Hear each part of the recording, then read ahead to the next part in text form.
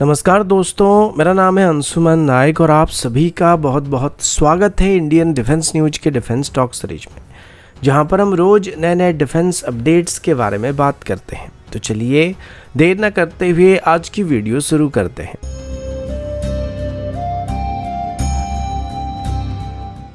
आज की पहली update twin engine deck based fighter की तरफ से है। पिछले हफ्ते ही इसको लेकर एक बड़ी खबर सामने आया था कि अभी जल्दी से ही इसको डेवलप करने के लिए कैबिनेट कमेटी की तरफ से फंड को अप्रूव कर दिया जाएगा और 2025 से इसकी फुल स्केल डेवलपमेंट को स्टार्ट किया जाने वाला है। अभी पता चला है कि एडीए यानी कि एरोनॉटिकल डेवलपमेंट एजेंसी जो twin engine deck based fighter jet की प्रोग्राम को लीड कर रही है, अब इस फाइटर जेट के एक नए कैटेवर वेरिएंट को डेवलप करने पर काम कर रही है। ये डेवलपमेंट इंडियन नेवी के लिए काफ़ी ज़रूरी है क्योंकि फ्यूचर में इंडियन एयरक्राफ्ट कैरियर कैटेवर कॉन्फ़िगरेशन को अडॉप्ट कर सकते हैं। हमारे जो करंट एयरक्राफ्ट कैरियर्स हैं जैसे कि आईएनएस विक्रमादित्य और आईएनएस विक्रांत, ये स्टोबार यानी कि short takeoff but arrester recovery system का इस्तेमाल करते हैं। इसका मतलब ये कि फाइटर जेट्स की जंप रैम्प से टेक ऑफ करते हैं और अरेस्टर वायर की मदद से इनको लैंडिंग कराया जाता है। लेकिन कैटेवर यानी catapult assisted take off but arrested recovery system में एक कैटेपल्ट का यूज होता है जो कि एयरक्राफ्ट को हाई स्पीड पर लॉन्च करता है। और अगर इंडियन नेवी फ्यूचर में अपनी तीसरी एयरक्राफ्ट के यानी कि IC-3 को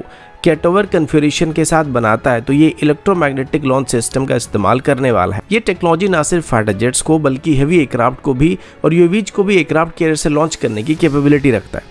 अभी तक twin engine deck based fighter को स्टोबार कैरियर से ऑपरेट करने के लिए डिज़ाइन किया जा रहा था क्योंकि आईएनएस विशाल को बनकर तैयार होने में अभी काफ़ी समय लगने वाला है और आईएनएस विक्रांत के बाद हमारा जो नेक्स्ट एयरक्राफ्ट कैरियर बनने वाला है वो भी स्टोबार कैरियर होने वाला है। लेकिन अभी एडीए की तरफ से twin engine deck based fighter को कैटेवर कैरियर से भी ऑपरेट करने के लिए डिज़ाइन करने का फैसला किया जा रहा है। इसके लिए एयरक्राफ्ट्स की लैंडिंग गियर और अंडर कैरियर सेक्शन को एक्स्ट्रा स्ट्रेंथ करने की जरूरत पड़ेगी क्योंकि जब कैटेपल्ट से एयरक्राफ्ट को लॉन्च किया जाता है तो वो 1 से 3 सेकंड के अंदर ही 0 से 300 किलोमीटर प्रति घंटे की स्पीड को अचीव करते हैं। और जब इतनी तेजी के साथ एयरक्राफ्ट को पुश किया जाता है तो काफ़ी ज़्यादा स्ट्रेस एयरक्राफ्ट की अंडर कैरियर सेक्शन और इसकी लैंडिंग गियर के ऊपर पड़ता है। और इसी वजह से अभी twin engine deck based fighter को कैटेवर कैरियर से भी ऑपरेट करने लायक बनाने का फैसला किया जा रहा है। और अभी एडीए की तरफ से इसके डिज़ाइन को इस तरीके से बनाने का प्लान किया जा रहा है कि आगे चल के इसको बोथ हमारी स्टोबार कैरियर से और कैटेवर कैरियर से ऑपरेट किया जा सकेगा।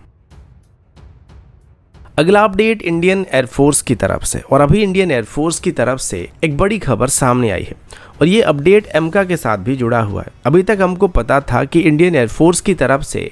एमका की मार्क 1 वेरिएंट के 40 यूनिट और मार्क 2 वेरिएंट के लगभग 120 यूनिट को अपनी सर्विस में शामिल करने का फैसला किया गया है। यानी कि कुल मिलाकर इंडियन एयरफोर्स की तरफ से 160 एमका को अपनी सर्विस में शामिल करने का प्लान किया गया था, जो कि टेक्निकली 2034 के बाद इंडियन एयरफोर्स में इंडक्ट होना स्टार्ट होने वाले हैं। लेकिन पहले ऐसा बताया जा रहा था कि इंडियन एयरफोर्स मैक्सिमम 8 से 10 स्क्वाड्रन एमका को अपनी सर्विस में शामिल करने वाली थी क्योंकि 5th जनरेशन फाइटर जेट की ऑपरेटिंग कॉस्ट काफ़ी ज़्यादा होता है और इसी वजह से एमका के साथ तेजस मार्क 2 को बड़ी मात्रा में इंडक्ट करने का फैसला किया गया था जो एमका को सप्लीमेंट करने वाली थी। लेकिन अभी बदलती हुई सिनेरियो को देखते हुए इंडियन एयरफोर्स की तरफ से ज़्यादा मात्रा में एमका को अपनी सर्विस में शामिल करने का प्लान किया जा रहा है। रिसेंटली मैंने आपको बताया था कि अभी इंडियन एयरफोर्स की तरफ से अपनी सैंक्शन स्क्वाड्रन स्ट्रेंथ को 42 स्क्वाड्रन थे 50 स्क्वाड्रन तक इंक्रीज करने का प्लान भी किया जा रहा है, जिसमें 8 स्क्वाड्रन सिर्फ अनमेंड फाइटर जेट को इंडक्ट करने का प्लान किया गया।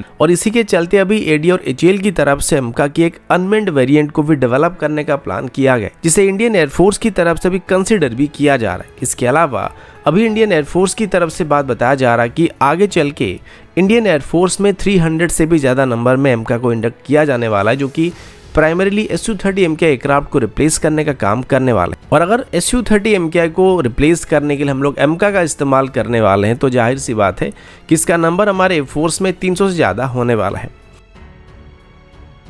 अगला अपडेट भारत की हेल और मेल क्लास की यूएवी प्रोग्राम को लेकर है।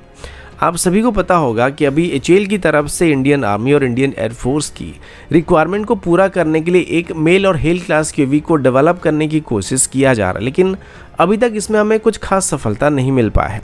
और कई सालों के मेहनत के बाद HAL की तरफ से डेवलप किए गए यूएवी हमारी आर्म्ड फोर्सेस की रिक्वायरमेंट को मीट नहीं कर पा रहे, लेकिन अभी इसमें AD और HAL दोनों को एक बूस्ट मिलने की उम्मीद किया जा रहा है और ये बूस्ट US के साथ किए गए 31 प्रेडेटर ड्रोन की डील की वजह से मिलने वाली है। इस डील की वजह से जनरल एटॉमिक की तरफ से अपनी एक्सपर्टीज को DRDO के साथ शेयर किया जाने वाला है, जिसे AD और DRDO दोनों को अपनी फ्यूचर हेल क्लास के यूएवी प्रोग्राम में काफ़ी मदद मिलने वाली है, जो कि एक 4 टन क्लास के यूएवी होने वाला है। हालांकि जनरल इलेक्ट्रिक के साथ किए गए 31 प्रेडेटर ड्रोन की डील में बस 30% तक ही टेक्नोलॉजी को भारत के साथ शेयर किया जाएगा, लेकिन साथ ही जनरल एटॉमिक की तरफ से जो अपनी एक्सपर्टीज को भारत के साथ शेयर किया जाएगा वो AD के लिए गेम चेंजर साबित होने वाला है। इसके अलावा अभी रिसेंटली इंडियन नेवी की तरफ जो हर्मिस 900 यूएवी को एक्वायर किया गया था, नेवी की तरफ से बताया जा रहा है कि ये भी नेवी की परफॉर्मेंस को मीट नहीं कर पा रहे, खास करके इनकी जो पेपर में स्पेसिफिकेशन बताया गया था वो रियलिटी में उससे लगभग 40% के आसपास रिड्यूस परफॉर्मेंस के साथ परफॉर्म कर रहे हैं। इस वजह से अभी एक इंडिजिनस कॉस्ट इफेक्टिव हेल और मेल क्लास यूएवी की जरूरत हमको काफी महसूस होने लगा है, क्योंकि प्रेडेटर ड्रोन को हम बहुत ही बड़ी मात्रा में अपने सर्विस में शामिल नहीं कर सकते क्योंकि काफी महंगे पड़ते हैं और अभी कम समय के अंदर एक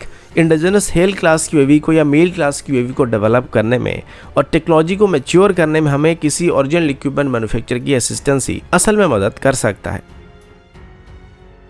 अगला अपडेट इंडियन नेवी की तरफ से है।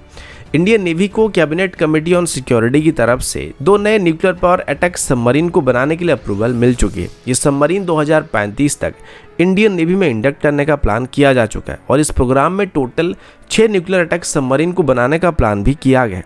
अभी जिन 2 सबमरीन को पहले फेज में बनाने के लिए अप्रूवल दिया गया था, इनकी डिस्प्लेसमेंट अप्रॉक्सीमेटली 6000 टन के आसपास होने वाली है और इसमें 90% तक इंडिजिनस सिस्टम का इस्तेमाल किया जाने वाला है, जिसमें हमारा इंडिजिनस 190 मेगावाट की रिएक्टर भी शामिल होने वाला है, जिसको recently Bhabha atomic research centre की तरफ से डेवलप किया गया है। लेकिन प्रोपल्शन सिस्टम को लेकर नेवी अभी भी अपने ऑप्शन को इवेल्युएट कर रही है, जिसमें पंप जेट प्रोपल्शन सिस्टम पर खास फोकस किया जा रहा है। पंप जेट प्रोपल्शन सिस्टम एक एडवांस टेक्नोलॉजी है जो कि ट्रेडिशनल प्रोपेलर सिस्टम के मुकाबले ज़्यादा स्टेल्थ और एफिशिएंसी को प्रोवाइड करता है। ये टेक्नोलॉजी फ्यूचर में इंडियन नेवी के S5 क्लास की nuclear power ballistic missile submarine के लिए भी प्लान किया गया, लेकिन नेवी की तरफ से भी इंडियन प्राइवेट सेक्टर कंपनीज के साथ मिलकर एक indigenous pump jet propulsion system को भी डेवलप करने की कोशिश किया जा रहा है और इसमें इनिशियली हमको काफ़ी सफलता मिल चुकी है।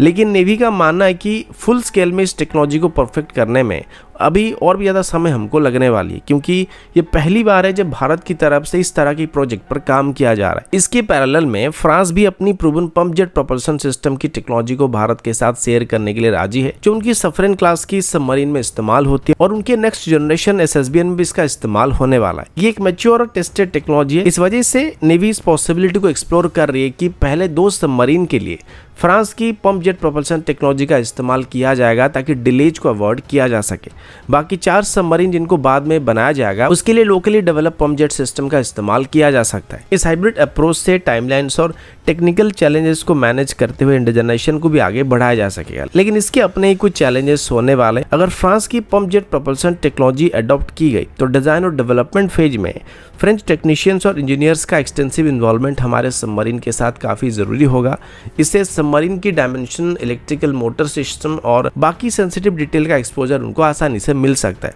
जो भारत के न्यूक्लियर सबमरीन प्रोग्राम के सिक्योरिटी के लिए कंसर्न भी बन जाता है। इंडियन नेवी अभी तक कॉम्प्रिहेंसिव टेक्निकल रिव्यू कर रही है, जिसमें local pump jet propulsion system और फ्रेंच ऑफर दोनों को ही कंसिडर किया जा रहा है और साथ ही दोनों के प्रोज और कॉन्स को इवैल्यूएट किया जा रहा है। अब आगे चल के डिसीजन ये बैलेंस करेगा कि एक प्रूवन सिस्टम का फायदा उठाया जाएगा या फिर स्ट्रेटेजिक टेक्नोलॉजी पर स्ट्रिक्ट कंट्रोल को मेंटेन किया जाएगा। साथ ही होम ग्रोन सोल्यूशन के डेवलपमेंट में होने वाले डिलेज को भी आसानी से मैनेज किया जा सकेगा। तो दोस्तों अभी के लिए इतना ही, मिलता हूँ आपसे अगले वीडियो में, तब तक के लिए जय हिंद, वंदे मातरम।